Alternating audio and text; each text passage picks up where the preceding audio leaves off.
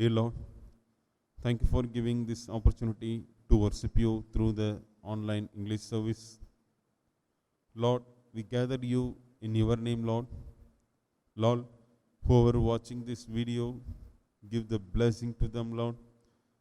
Lord, whoever going to hear the sermon and whole service, Lord, give the open ear to them, give the free of mind to them, give the getting knowledge of the sermon and everything, Lord. Lord, be with us from starting to end of this service. In the name of Jesus Christ, we pray. Amen. Order of service. Let us worship God. God is spirit, and those who worship Him must worship in spirit and truth. Grace to you and peace from God, our Father, and the Lord Jesus Christ. This is the day that the Lord has made. Let us rejoice and be glad in it. Grace, mercy, and peace will be with us from God the Father and from Jesus Christ, the Father's Son, in truth and love. Let everyone who is thirsty come. Let anyone who wishes take the water of life as a gift. The Lord is near to all who call on Him, to all who call on Him in truth. From the rising of the sun to its setting, the name of the Lord to be praised. God is light, and in Him there is no darkness at all. But if we walk in the light, as He Himself is in the light, we have fellowship with one another, and the blood of Jesus, His Son, cleanses from all sin. O Lord, open our lips, and our mouth shall sing forth your praise. Glory be to the Father, and to the Son, and to the Holy Spirit, as it was in the beginning, is now, and ever shall be, world without end. Amen. Adoration of Trinity. Holy, holy, holy, Lord, God of hosts, heaven and earth are full of your glory. Glory be to you, O Lord Most High.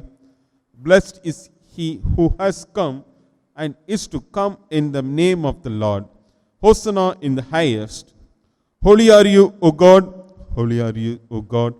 Holy are you, O Almighty. Holy are you, O Almighty. Holy are you, O immortal. Holy are you, O immortal. O Lord, our Redeemer, who was crucified for us, have mercy upon us. O Lord, our Redeemer, who was crucified for us, have mercy upon us. O Lord, Holy Spirit, have mercy upon us. O Lord, Holy Spirit, have mercy upon us. O Lord, accept our prayers and praises and have mercy upon us. O Lord, have compassion and mercy upon us. Confession. If we say that we have no sin, we deceive ourselves, and the truth is not in us. If we confess our sins, He who is faithful and just will forgive us our sins and cleanse us from all unrighteousness. I will get up and go to my Father, and I will say to Him, Father, I have sinned against heaven before you. I am no longer worthy to be called your son. The time is fulfilled, and the kingdom of God has come near. Repent and believe in the good news. For we do not have a high priest who is unable to sympathize with our weakness, but we have one who in every respect has been tested as we are, yet without sin. Dear everyone, now it's a time to examine ourselves. So wherever you are, just close your eyes and examine yourself. Dear everyone,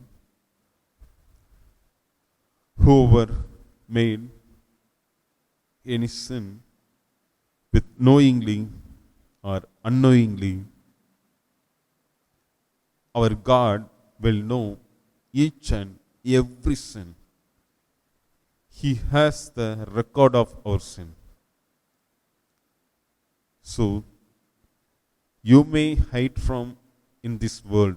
You may hide from your parents, your family members, your relatives, your friends. But we cannot hide anything from our Lord. So just surrender whatever you made against the Lord. Surrender everything to Lord's feet. Confess through your mouth, Lord, I made this sin. Lord, I made this sin. Lord, I made this sin. Confess to our Lord, and if you ask forgiveness to God, He will give you. Because our God is loving God. Our God is lovable God. He loves each and everyone very much. God's love is uncountable. So I request everyone, it could be anything. You may speak lie to anyone, or you may steal someone's things, or you may speak unwanted things, or you may made some sin. Surrender everything to our Lord and ask forgiveness to our Lord Jesus Christ. Since we are in the end of 2021, confess your sin to our Lord.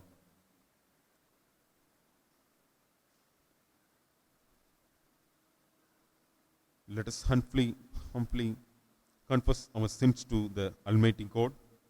Gracious God, we have sinned against you in thought, word, and deed. We have not loved you with all our hearts. We have not loved our neighbors as ourselves. Have mercy upon us. We ask you, cleanse us from our sins and help us to overcome our faults. Through Jesus Christ our Lord. Amen. May the Almighty and merciful Lord grant us pardon and redemption for all our sins, time for amendment of life, and the grace and comfort of the Holy Spirit. Amen. Let us hear the today's Bible reading. Bible portion is given from Isaiah chapter 9 verse 1 to 7. Nevertheless, there will be no more gloom for those who were in distress. In the past he humbled the land of Zebulun and the land of Naphtali, but in the future he will be honored Galilee of the Gentiles by the way of the sea along the Jordan.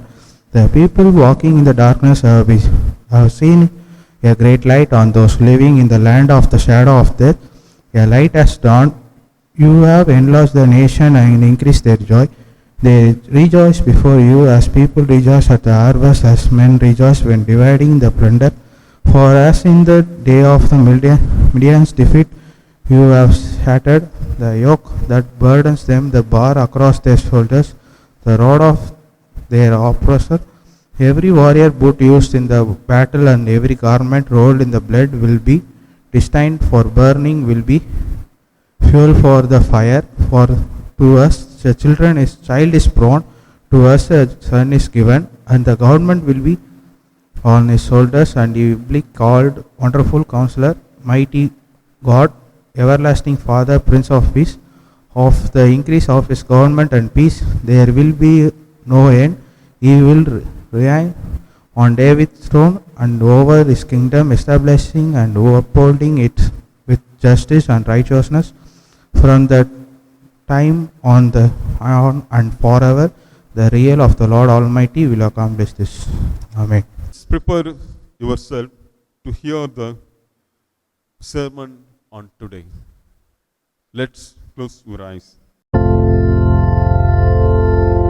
Spirit of the living God, fall afresh on me. Spirit of the living God, fall afresh on me. Melt me more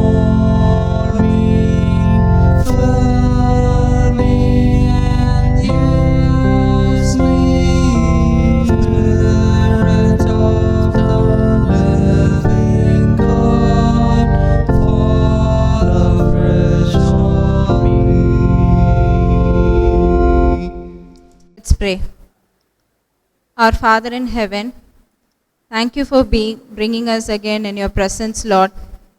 Lord, thank you for giving us a privilege to be a part of a Christmas service again this year. Lord, we have been through a lot this year, Lord. We have lost our near and dear ones, but you have given us the greatest blessing to see one more Christmas service and be a part of it.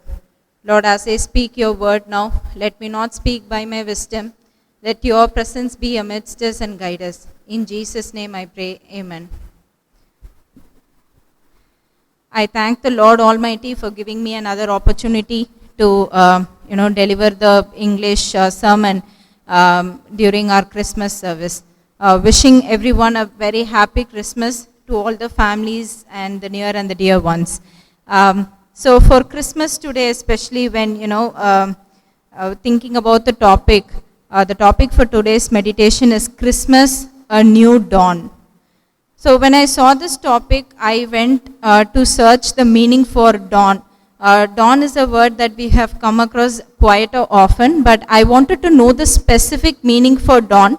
That is where in Google it said, the first light after darkness. So after a night full of darkness, the first sunrise that you see, the light that comes out of the first sunrise in the morning is the dawn. So it says Christmas, a new daybreak or a new dawn, or we would say it's a new beginning. So I was thinking the opposite of it. When you say Christmas is a new dawn, then let's imagine, what if Christmas was not there? Christmas is nothing but the birth of Christ. So I was just thinking, what if the Christmas was not there? We wouldn't have had this new dawn. So we wouldn't have had the New Testament at all. But in my flesh, when I was thinking, what if the Christmas was not there? The first thing that would come to all of our mind is that we wouldn't have a day called Christmas. We wouldn't have had a day for holiday. And, we wouldn't have had a day to buy new dresses, eat biryani and then, cut cakes and other things. But when we see in spirit, in the deep meaning of what would have been if, the Christ was not born, it was not very important or it was not mandatory for the Christ to be born as a human in the world and then die for us. But he did that. Imagine if Christ was not born, then we would have missed lot of new beginnings in the world. We wouldn't have had Old Testament, New Testament, like I said. Our life would have been how we were in the Old Testament. Kings after kings would have come, would have made sense. Pharisees, Sadducees, they would have kept adding to the scripture. They would have kept deleting from the scripture.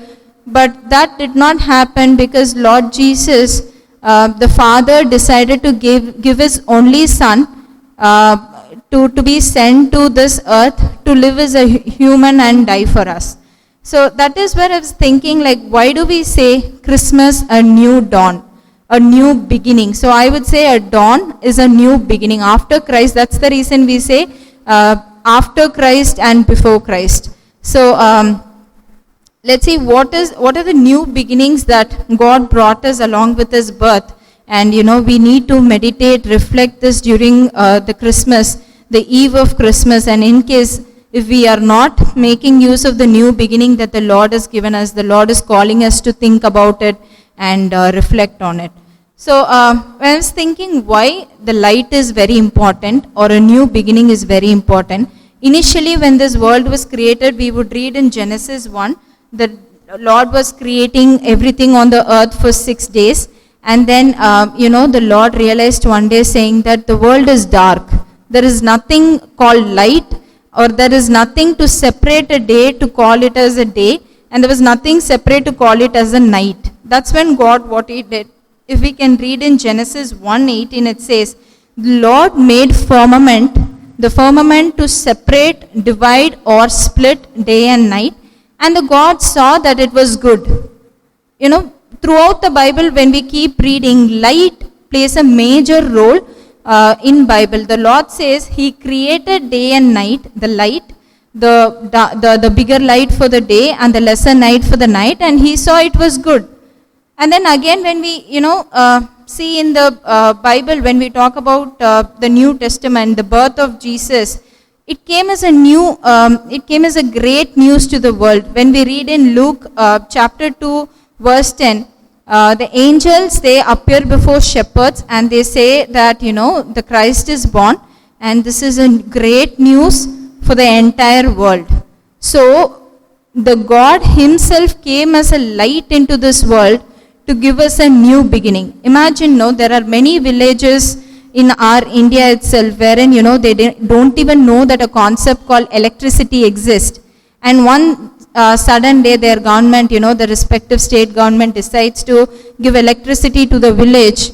And they wouldn't have seen that entire place in the night time because they didn't have light at all. And suddenly one day light is given to them. And in the night times, they're looking at the beauty of the village and they're wondering, oh my God, like my village looks so beautiful in the night time than the daytime. We missed looking at this. So that is what the life was before Christ. All of us were lost. All of us did not have any, visibility to the earth, visibility to the truth. And that is where the God came as the light, as a good news into this world. And we celebrate that as Christmas today. So, why is it a new beginning? So, I would say it's a new beginning in three ways. It's a beginning of a new relationship. It's a beginning of starting to walk with Jesus. Second, it's a beginning of new life, salvation and deliverance and eternal life. Third, it's a beginning of gospel. So these are the three main points that we will be meditating during our sermon today. To start with, the entire crux of this message lies in Isaiah chapter 9, verse 6. It's actually from verse 1 to 7, but the major crux of the chapter of the sermon lies in 6. Let me read it. Isaiah chapter 9, verse 6. For unto us a child is born, unto us a son is given, and the government shall be upon his shoulder, and his name shall be called Wonderful, Counselor, the Mighty God, the Everlasting Father, the Prince of Peace. So if you read through the chapter 9 and also if you read through chapter 8, what is happening is Assyrians and Syrians are coming against the Judas. So when they are coming against the Judas are going through a lot of trials and tribulations, and as always they are giving up on God. They are not trusting on God. They start start complaining about God, and that is where if you see the end of Isaiah chapter 8, the last verse 22 says, and they shall look unto the earth, and behold, trouble and darkness, dimness of anguish, and they shall be driven to darkness. The Lord says, the Syrians are coming against the Judah, and they are not trusting me again, and what they will do is they will be driven to darkness. From light, they will be driven to darkness. I've kept them in light, but they are deciding not to trust me, so they will be driven to darkness. But if you see chapter 9, the first verse, the first word says, nevertheless. Nevertheless. So this word is applicable in all our lives. Throughout our life, we don't trust God. We keep talking against the God. We complain. But the Lord says, nevertheless, you are my child. Don't trust me. Nevertheless, I will bring you out of the darkness and I will give you a light today. Aren't we taking an advantage of the word nevertheless in our life with God? It's okay, I will go against the Lord. Nevertheless, He will love me. So even here the same is happening. The Lord says in verse 1, nevertheless the dimness shall not be such as was in her vexation. And if you read through, the second verse will say, the God will, say the people that walked in darkness have seen a great light. They that dwell in the land of the shadow of death, upon them hath the light shined. It says people who have walked in darkness will see the great light, and even if you walk through the shadow of death, the Lord will bring you through it. How relatable is it, especially for this point of, the time that we live in? How many of us has walked to the shadow of death this year? How many of us tested COVID? How many of us touched, the edges of the death and we came back? But the Lord did not leave us. Nevertheless, He loved us. We did not love Him. Nevertheless, He loved us. And that is where Isaiah, as a prophet says, when you keep reading through it, it will be promises, and then you'll see all this will happen because for unto us a child will be born and a son will be given. And that child and that son of the Father will become the light of the world, and that will be the new dawn and the new era. So when we talk about the Advent season, we talk about, 5 different candles, pink, purple, we talk about candle of joy, we talk about candle of peace, everything denoting something that the Jesus has brought along during his birth. So the first beginning was beginning of relationship or walking with God. So after the Jesus was born, the relationship that we had with the Father, the Jesus, the Lord, completely changed. The Lord gave us the right to call him Abba, the Father. So how do we call our worldly parents, right? Like Appa, Amma. The same way, the God has given us the right to call him, Abba. I don't know, like, how many gods have given this? Like, we worship one God, but how many gods that the world believe is there given this right to call them, Abba, as a father? A parent. When our worldly parent are sure to give us all the blessings, our Heavenly Father is sure to give that. Let's read to Galatians chapter 4, verses 6 and 7, where, Paul talks about to the people of Galatians, where he says, Galatians chapter 4, verse 6 and 7, and because you are sons, God hath sent forth the Spirit of His Son into your hearts, crying, Abba, Father. Wherefore thou art no more a servant but a son, and if a son, then an heir of God through Christ. If you read through before chapters in Galatians, all the 3 chapters before the 4th chapter, Paul will be, scolding, or he will be, he'll strictly be talking to, let's say, he'll be strictly be talking to Galatians, saying, oh, foolish Galatians, like, you have done so much, and now that everything has gone in vain because you have left your spirit and you have started thinking in flesh. That relationship that you had with Father is gone. If you see Galatians 3, chapter 3, verse 3 and 4, it would say, having begun in the Spirit, you started well in the Spirit. But where are you now? You finished it in the flesh. And then in chapter 4, he says, He has given you the greatest blessing to call Him the Father. The Lord today is reminding us during this eve of Christmas, saying that this is not only for Galatians, but for us, people of our church and people of our nations. He's saying that I've given you the right to call me a Father. You're starting well. Every time you start to walk with me, you're starting well in the Spirit. But as you start moving, you move into the flesh, you move into the world. The worldly desires is taking you in, and then you forget me. Again, something bad happens in your life, you run in your spirit to the Father saying, Father, I forgot you, please forgive and take me into your hands. And then once everything is fine, again you leave your spirit and you move into your flesh.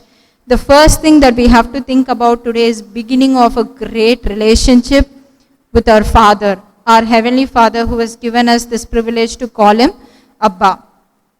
So Psalms chapter 127, 1 says, unless the Lord builds a house, the works of those who build is in vain.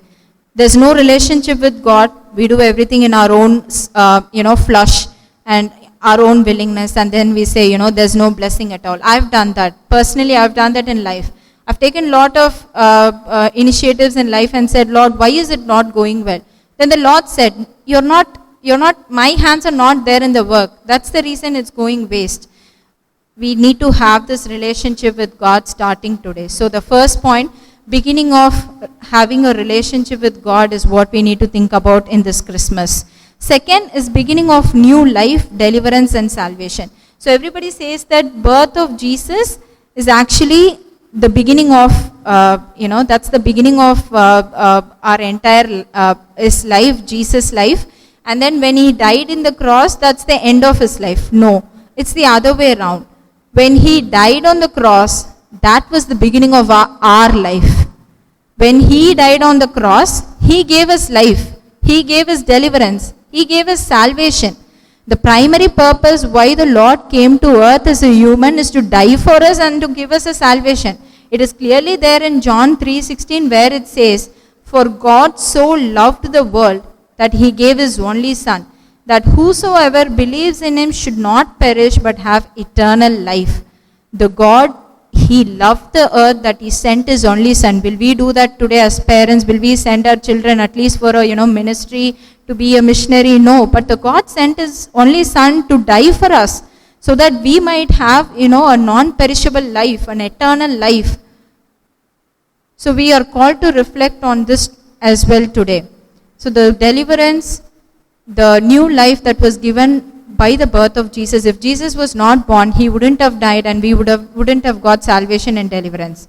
So where we can read this is 1 Timothy chapter 1:15, where let's turn our Bible to 1 Timothy verse 1:15. So it says, "This is a faithful saying and worthy of all acceptation, that Christ Jesus came into the world to save sinners, of whom I am chief." Who says this? Paul says this. He says that the Lord came into the earth to die for me, to save me, and I am the chief. Like, all of us need to put our names there. Paul is saying, I am chief. I need to say, Perlin is the chief of the sinners here. The Lord came for us. Like, if God could change Paul's life with his birth, Paul persecuted the followers of Jesus Christ. Paul persecuted the church of God. Paul persecuted his disciples. If God could change a Saul into a Paul, he can change our lives as well. But what do we need to do? We need to understand the beginning of the new life that we have on Christmas, and we need to give ourselves to the Lord. So if you read in Galatians 1:13-16, early life of Paul, when he was called as Saul, God called Saul and says, "Saul, Saul, why do you persecute me? Why do you leave me?" Today, the Lord is looking at us with burden, and he is asking, Perlin, did I come into world as human for you? Why are you persecuting me? Why are you giving upon me? Why are you not thinking about me? The Lord is asking this question with lot of burden to us. Today we need to think on Christmas and see if we are giving this, great burden to the Lord. So Christmas, first thing, it is the beginning of a great relationship, a fatherly relationship with Jesus. Second, it's a beginning of new life, salvation and deliverance. Third and last is beginning of gospel. Because the Lord came into this world, and that's the reason the gospel started going out. Before that, Moses was there. Moses used to speak to God. Joshua used to speak to God. Whoever came after them spoke to God. The kings, David spoke to God. Solomon spoke to God. Everyone spoke to God. And whatever God told them, they told it to the people. But there was nothing called as gospel. Gospel is making disciple. Gospel is not just telling the word of God to others, but making disciples. Disciple, making them the follower of Jesus. So every the scripture that we have, Mark, Matthew, Luke and John, the end it says, "Go make disciples of all the world." The Lord says to the disciple, "Go make disciples of all the world." You can read this in Matthew 28:19, 20. This is there in all four scriptures, but I'll just read this in Matthew 28:19, 20. "Go you therefore and teach all nations, baptizing them in the name of the Father and of the Son and of the Holy Ghost, teaching them to observe all things whatsoever I have commanded you. And I am with you always, even unto the end of the world." That is the end of Jesus' life, but beginning of gospel. So the biggest beginning that God gave us through his birth is delivering gospel, delivering his word to the nations of all the people, and making disciples. So you might, think, are you asking us to, go as a missionary, go as a pastor? No. Wherever we are, we can tell the word of God.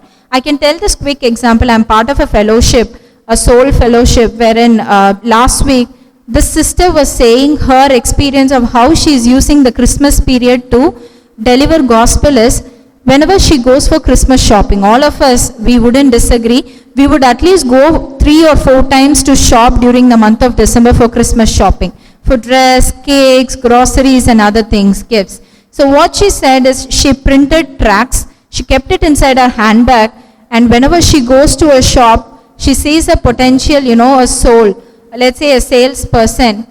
Not to everyone, that's not possible. You might get caught or somebody might, ill treat you, but whenever you know that the Lord will give you a burden saying, you need to speak to this person, and the God will open the hearts of that person to listen to your gospel.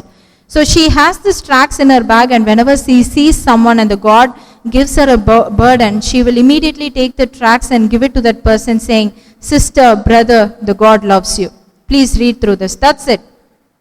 She is making, she is sowing a seed there which is going to grow. Even if it is not going to grow, we have done the work and the Lord will make it grow. It is only our work to sow the seed, but the Lord will do the reaping. So the same way, we need to follow what Jesus has done in this world. He has come into this world as human. He has set example to show how to make disciples. He has made disciples out of fishermen. Most of his disciples were fishermen. They were getting fish, but he made them to get humans. The same way we can, we cannot have our own strategies, own process and plans to do gospel. We will have to do gospel like God, resembling God. We have to make disciples resembling God. So these are the three things that are, the new dawn or the new beginning that the birth of Christ gave us. The first one, beginning of new relationship with God. If you have not done that till, I have had 26 Christmases in my life so far, and it took me 25 years to commit to the Lord and have a Christmas with Him. Last Christmas, I would say, without any regret now, I would say last Christmas was the first Christmas when I really had a relationship with God. The second is beginning of new life, deliverance and salvation. The Lord has given that in the cross already, but we are not making use of it. That is there every morning that we wake up is a new beginning for salvation. If you have not repented yet, if you have not given up yet, this is the right time for you to give up. My salvation happened in my hospital bed last March 2019. That could happen in a hospital bed, it can happen anywhere. You can give up now on your sins and you can get that, the deliverance from the Lord. The last one is beginning of gospel. What we have got from the God, we need to tell that truth to others. And I know it's a very difficult Christmas for many of us that we have lost our family and the dear ones, but let's be thankful to God that He has given us this opportunity to celebrate one more Christmas on the earth.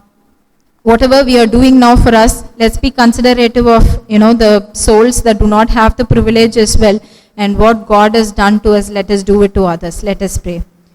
Lord Jesus, thank you for giving us this precious day, Lord. Lord, we are not worthy to come into your presence, Lord, but you have given us the opportunity to come into your presence and listen to your words today. Lord, as you have spoken to us through this message, it's a new beginning, Lord. This Christmas, let it be a new beginning for all of us. Lord, let us make new relationship with you. If we have walked back, if you have gone miles away from you, let us come back to you. Let us fall under your feet and let us start a new relationship, Lord. Lord, we are praying for new salvation, new life. If we are yet to repent our sins, let's do that in this Christmas, Lord. Lord, we are praying for beginning of new gospel. Send us out to the world, Lord. Let's make disciples in this world like you have done. Let's make disciples of all the nations, Lord. Let's not shy away from telling your scripture to your people, Lord. Lord, be with us. Lord, bless everybody. Lord, bless everybody who is not able to celebrate Christmas this year. Be with them. Lord, console them. Lord, you guide us and direct us. In Jesus' name, amen. I thank you for the sermon. God will bless each and everyone who overheard this sermon. Let us confess the sermon and creed. I believe in God, the Father Almighty, creator of heaven and earth.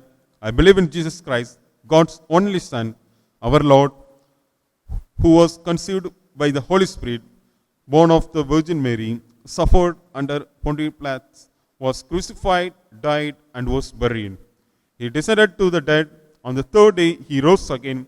He ascended into the heaven. He is seated at the right hand of the Father, and he will come to judge the living and the dead.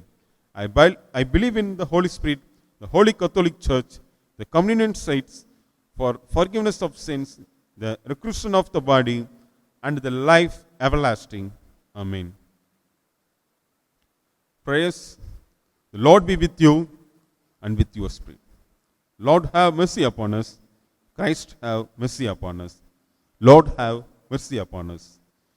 Everyone can say the Lord's Prayer. Our Father in heaven, holy be your name. Your kingdom come, your will be done, on the earth as it is in heaven. Give us this day our daily bread, and forgive us our sins, as we forgive those who sin against us. And lead us not into temptation, and deliver us from evil. For yours is the kingdom, the power, and the glory, forever and ever. Amen. Let us we pray for peace. O God, who is author of peace and lover of concord, in whose knowledge our eternal life stands, whose service is perfect freedom, defend us, your humble servants, from all assaults of evil, that we, surely trusting in your defense, may not fear the power of any adversaries, through the might of Jesus Christ our Lord. Amen. Let us pray for grace. O Lord, our refuge, Almighty and everlasting God, who has safely brought us to the beginning of this day, defend us in the same with your mighty power, and grant that this day we fall into no sin, neither run into any kind of danger, but that all our doings may be ordered by your governance. To do always that which is righteous in your sight, through Jesus Christ our Lord. Amen. Let us give the general thanksgiving to our Almighty Lord. God of all mercies, we, your unworthy servants, give you most humble and hearty thanks for all your goodness and loving kindness to us and to all people. We bless for our creation, preservation, and all the blessings of this life, but above all, for your boundless love in the redemption of the world by our Lord Jesus Christ, for the means of grace and for the hope of glory.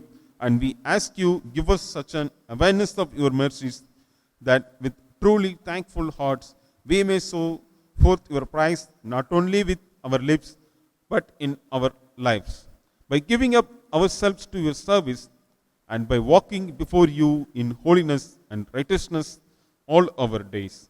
Through Jesus Christ, our Redeemer, to whom with you and the Holy Spirit be all honor and glory, now and forever. Amen. Let we all pray for the today's service. Lord, thank you, Lord, to receive today's service through online. Lord, we pray for each and everyone who ever participated this online service. Give the wisdom of them. Lord, give the Holy Spirit to them. Lord, give the protection to them.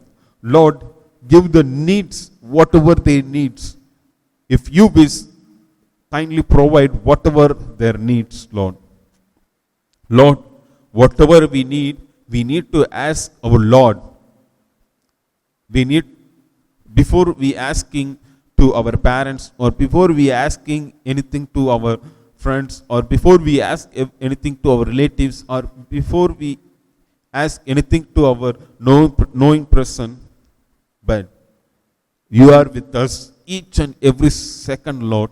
Lord, we need to ask anything to you, Lord, first. Before we ask, you already know about my heart desires. What I'm going to ask, everything you know, Lord. But we need to depend on you. We should not depend on this world, or we should not depend on any other things, Lord. We should depend on you, Lord. Thank you, Lord. Lord, we pray for our church pastor, Pastor Rama, and their family. Lord, protect them, Lord. They are your servants, Lord.